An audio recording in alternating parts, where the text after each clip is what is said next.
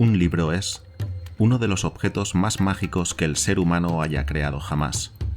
En él, una mente penetra en la nuestra a través del tiempo y del espacio.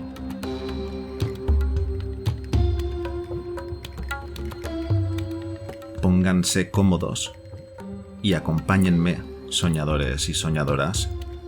Dejemos que los mitos de Lovecraft exploren los más oscuros rincones de nuestro ser.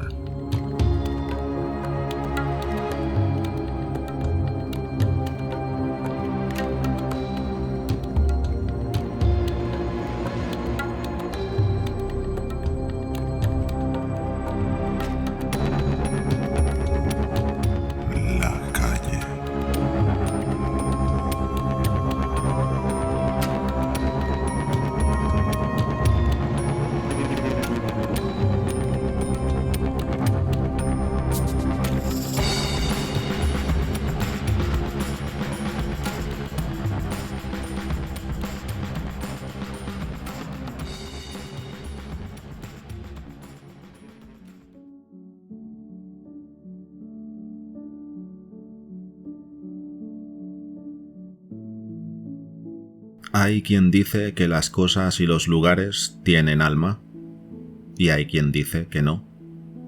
Yo no me atrevería a asegurar ni lo uno ni lo otro, pero os hablaré de la calle. Hombres poderosos y honorables forjaron esa calle. Hombres buenos y valientes de nuestra propia sangre, llegados de las islas bienaventuradas al otro lado del mar. Al principio no era más que una senda pisoteada por los aguadores que iban del manantial en el bosque hasta el puñado de casas que se levantaban junto a la playa. Luego, al ir llegando más hombres al creciente grupo de casas en busca de un sitio donde residir, se edificaron chozas en la parte norte y cabañas de recios troncos de roble y albañilería junto a la zona que da al bosque, pues por ahí les hostigaban los indios con flechas incendiarias. Y pocos años más tarde, los hombres construyeron cabañas en la parte sur de la calle. Hombres graves, embutidos en sombreros cilíndricos, paseaban de arriba a abajo por la calle, armados casi siempre de mosquetes o pistolones, y con ellos iban sus mujeres ensombreradas y sus circunspectos hijos. Por la noche, estos hombres, esposas e hijos solían sentarse al calor de imponentes chimeneas y leían y charlaban. Muy simples eran las cosas que leían y sobre las que hablaban, pero les infundían coraje y bondad, y por el día les ayudaban a subyugar los bosques y a cultivar los campos. Y los niños escuchaban y aprendían las leyes y las hazañas de tiempos pasados y otras cosas sobre la querida Inglaterra que jamás habían visto o que ya no podían recordar. Hubo una guerra y los indios ya no volvieron a soliviantar la calle. Los hombres entregados a su trabajo prosperaron con rapidez y fueron todo lo felices que podían ser, y los niños crecieron en la prosperidad y otras familias llegaron de la madre patria para establecerse en la calle. Y los hijos de los niños y los hijos de los recién llegados se hicieron adultos. El pueblo se convirtió en ciudad, y las cabañas, una tras otra, dieron paso a las casas sencillas y hermosas construidas en ladrillo y madera, con peldaños de piedra, barandillas de hierro y tragaluces sobre las puertas. Y no eran endebles aquellas casas, pues fueron levantadas para dar cobijo a muchas generaciones. En su interior había chimeneas esculpidas y gráciles escaleras, muebles hermosos y prácticos, porcelanas de China y cuberterías de plata traídas de la madre patria. Y así, la calle se alimentó con los sueños de una población joven y se regocijó al ver que sus moradores ganaban en elegancia y felicidad. Donde en otro tiempo no había más que fuerza y honor, ahora también anidaban el gusto y las ansias de conocimiento. Libros, cuadros y músicas llenaron las casas, y los jóvenes iban a la universidad que se levantaba en la llanura del norte. En lugar de sombreros cónicos y mosquetones, habían ahora sombreros de 3 picos, espadas pequeñas, lazos y pelucas blancas, y aparecieron los adoquines sobre los que resonaban los cascos de los caballos de pura sangre y el traqueteo de los carruajes dorados, y aceras de ladrillos con pretiles y postes para atar a las monturas.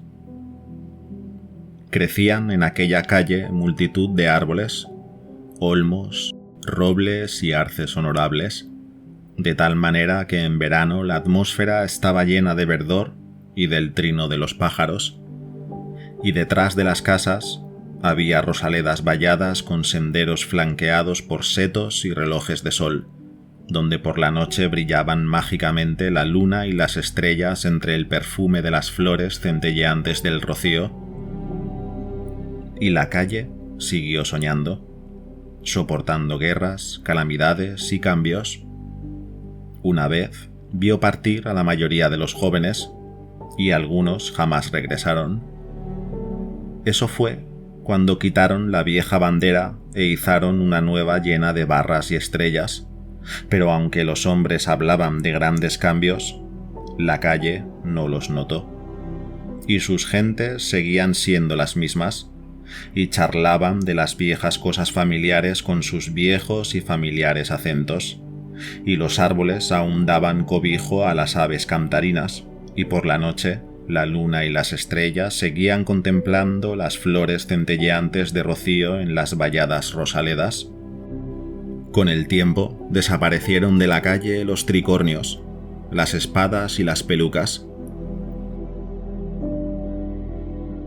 Qué extraños parecían ahora todos aquellos habitantes con sus bastones, sus sombreros de castor de copa alta y su pelo corto.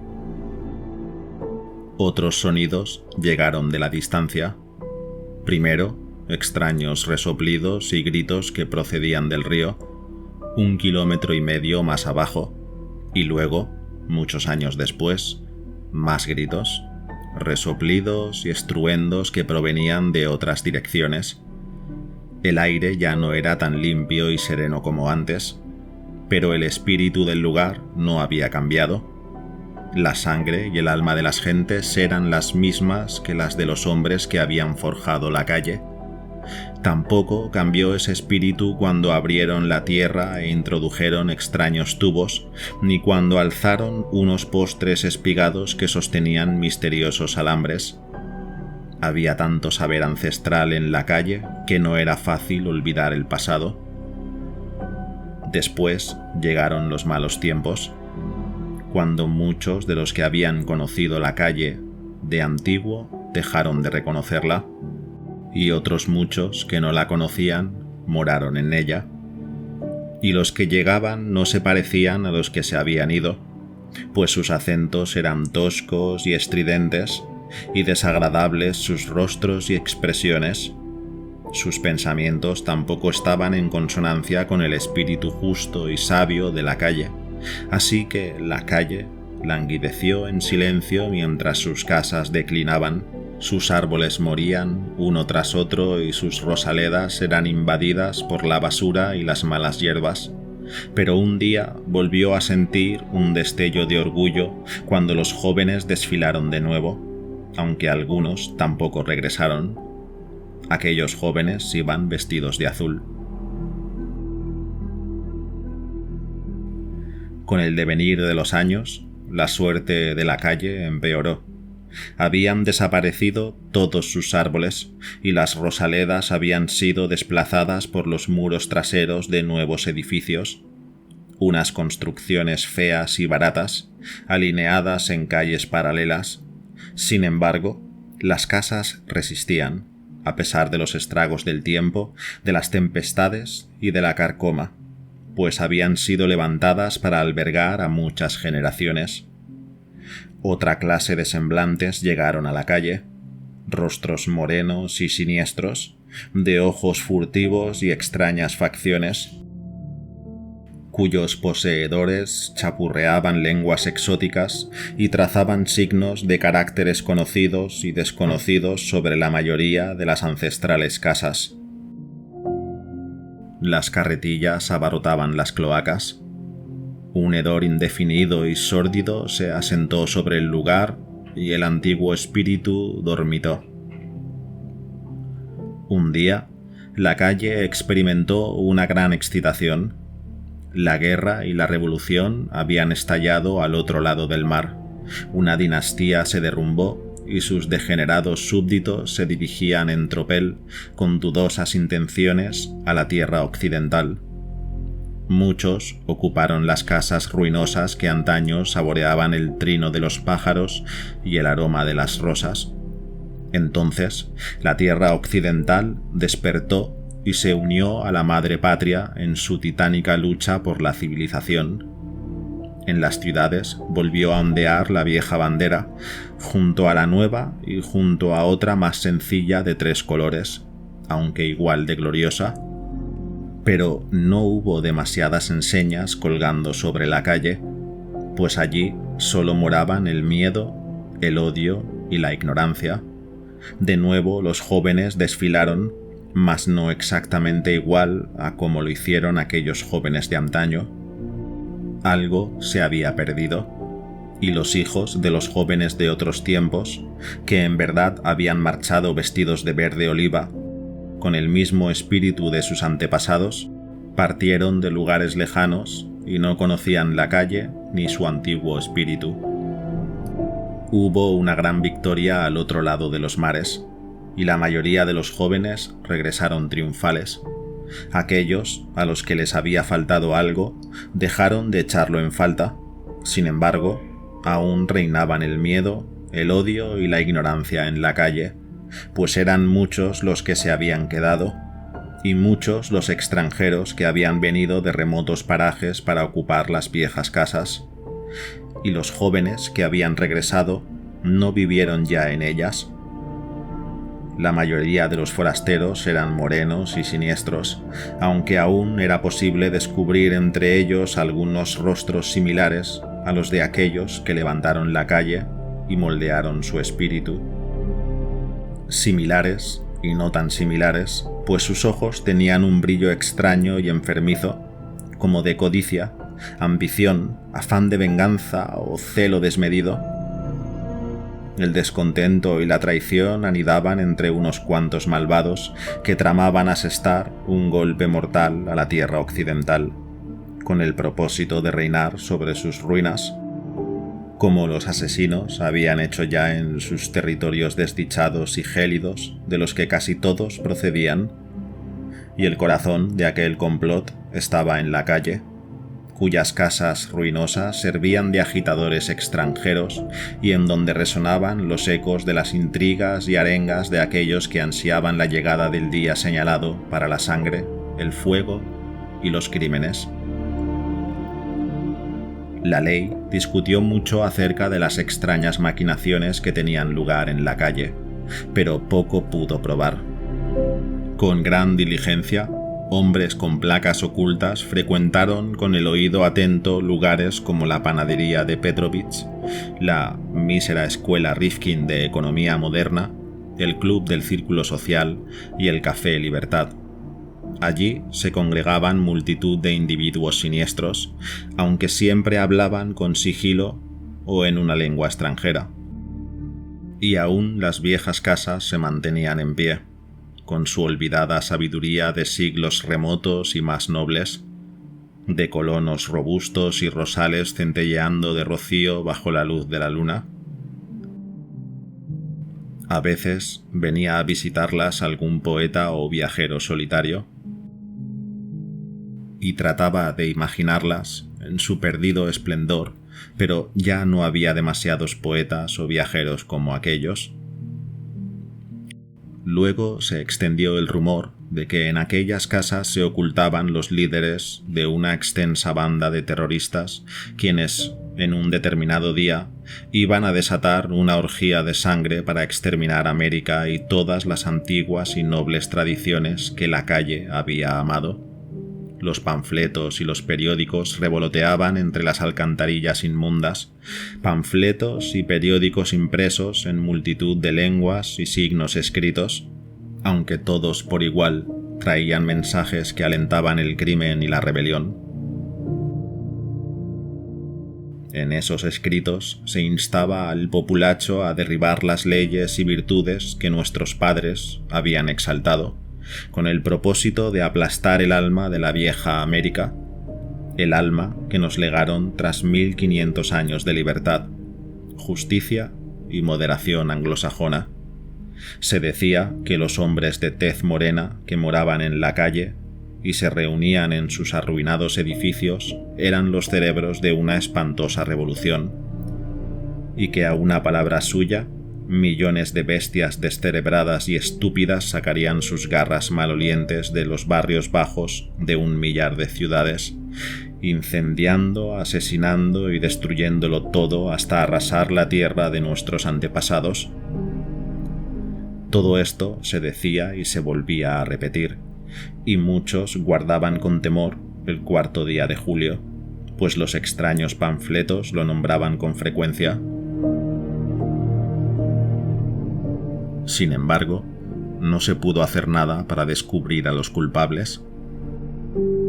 Nadie sabía a quién había que arrestar para cortar de raíz la execrable conspiración. Numerosos grupos de policías de chaqueta azul fueron a menudo a registrar las casas ruinosas, pero al final suspendieron las pesquisas porque también ellos se cansaron de mantener la ley y el orden y abandonaron la ciudad a su suerte. Entonces aparecieron los hombres uniformados de verde oliva y mosquetes al hombro, de manera que la calle, en sus mustios sueños, pareció recordar aquellos días lejanos en que la recorrerían los hombres de sombreros cilíndricos y mosquetones, mientras hacían su ronda entre el manantial del bosque y el grupito de casas junto a la playa. Sin embargo, no fueron capaces de hacer nada para prevenir el cataclismo inminente, ya que los hombres mal encarados de la tez morena poseían astucia experimentada. Así, la calle siguió soñando intranquila hasta que una noche se congregaron en la panadería de Petrovich, en la Escuela de Economía Moderna, en el Club del Círculo Social, en el Café Libertad y en otros lugares, vastas hordas de hombres con los ojos dilatados por un espantoso sentimiento de triunfo y expectación. Extrañas proclamas viajaron por hilos ocultos y también se habló mucho de otros mensajes aún más extraños que seguirían, pero de todo esto apenas se supo nada hasta después, cuando la tierra occidental estuvo fuera de peligro. Los hombres de verde oliva no sabían explicar lo que estaba ocurriendo e ignoraban lo que tenían que hacer, pues los hombres siniestros de tez morena eran muy hábiles en el engaño y la ocultación. Y sin embargo, aquellos hombres de verde oliva jamás olvidarán esa noche y hablarán de la calle de la misma manera que lo hacen con sus nietos, pues a muchos se los mandó allí a la mañana siguiente en una misión completamente distinta de la que habían esperado. Era bien conocido que este nido de anarquía venía de antiguo y que las casas estaban en ruinas a causa de los estragos del tiempo, de las tempestades y de la carcoma. Sin embargo, lo que sucedió aquella noche de verano resultó sorprendente por su extraña uniformidad. Fue, en efecto, un suceso de lo más singular y, a pesar de todo, extraordinariamente simple, porque sin previo aviso, en una de esas horas inciertas de la madrugada, todos los estragos del tiempo, de las tempestades y de la carcoma se unieron en una tremebunda culminación.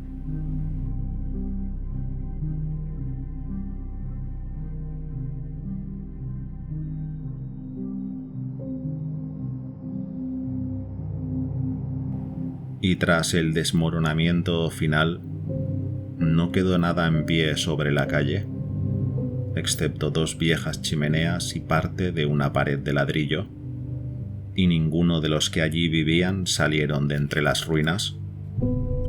Un poeta y un viajero, que acudieron con una multitud enorme a contemplar la escena, contaron luego extrañas historias.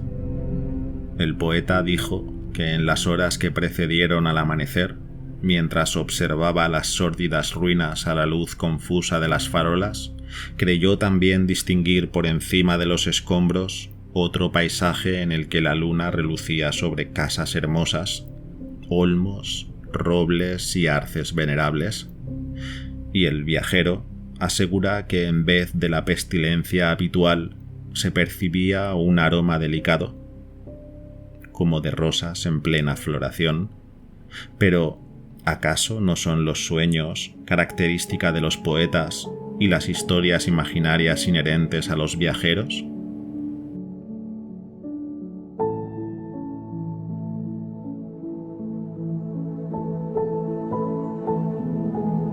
Hay quien dice que las cosas y los lugares tienen alma, y hay quien dice que no. Yo no me atrevería a asegurar ni lo uno ni lo otro, excepto lo que os he contado acerca de la calle.